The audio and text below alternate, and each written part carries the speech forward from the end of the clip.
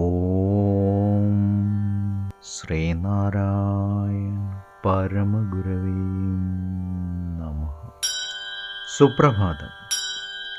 1281 ദിവസമായി ഇന്ന് 2024 നവംബർ മാസം 16 ശനിയാഴ്ച.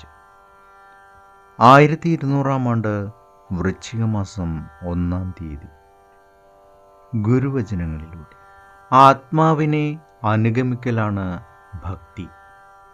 ആത്മാവാകട്ടെ ഇടതൂർന്ന ആനന്ദവുമാണ്.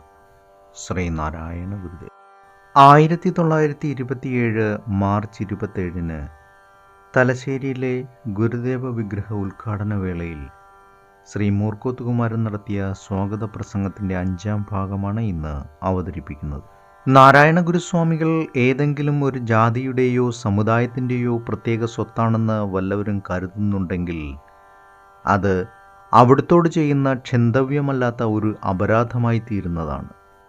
അഥവാ വേദാന്ത സമുദ്രം കടഞ്ഞെടുത്ത് ലോകോപകാരപ്രദമാക്കിയ മഹാനും സർവചരാചരങ്ങളിലും ഈശ്വരാംശം കണ്ടു വന്ദിക്കത്തക്ക അഭേദബുദ്ധിയോടുകൂടി മനീഷാ പഞ്ചകം നിർമ്മിച്ച അദ്വൈതിയും ആയ ശ്രീ ശങ്കരാചാര്യ സ്വാമികളെ കൂടി ഒരു പ്രത്യേക ജാതിയിൽ ഉൾപ്പെടുത്തിയെന്ന് മാത്രമല്ല, ജാതി വ്യത്യാസത്തെ എന്നെന്നും നിലനിർത്തുവാനുള്ള കോട്ടമതിലുകളായി അനാചാരങ്ങളുടെ സൃഷ്ടികർത്തൃത്വം അവിടുത്തെ തലയിൽ കെട്ടിവയ്ക്കുകയും ചെയ്ത കേരളീയർ നാരായണ ഗുരുസ്വാമികളെയും ഒരു പ്രത്യേക ജാതിയിൽപ്പെട്ട ആളായി കരുതുന്നതിൽ അത്ഭുതപ്പെടേണ്ടതായില്ലായിരിക്കാം.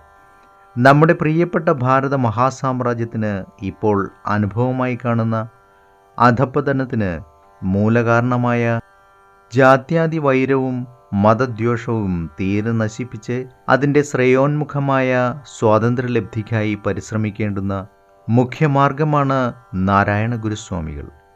ഈ മഹാരാജ്യത്തിൻ്റെ ചെറിയൊരു മൂലയായ കേരളത്തിൽ സാമ്രാജ്യത്തിലുള്ള മറ്റ് നേതാക്കൾക്ക് മാതൃകയായി വെട്ടിത്തെളിയിച്ച് കാണിച്ചു കൊടുക്കുന്നത്. ഈ മാർഗത്തെ അവലംബിക്കുന്ന സ്വാമികൾ വല്ല അബദ്ധവും ചെയ്തു പോയതായി പശ്ചാത്തപിക്കുവാൻ ഇതുവരെ കാരണമുണ്ടായിട്ടില്ല. ഏവർക്കും നന്മ നിറഞ്ഞ ഒരു സുദിനം ആശംസിച്ചുകൊണ്ട് നിർത്തുന്നു. നന്ദി, നമസ്കാരം. ഗുരുധർമ്മം ജയിക്കട്ടെ. ശബ്ദം നൽകിയത് സുജീഷ് മഹേശ്വരി.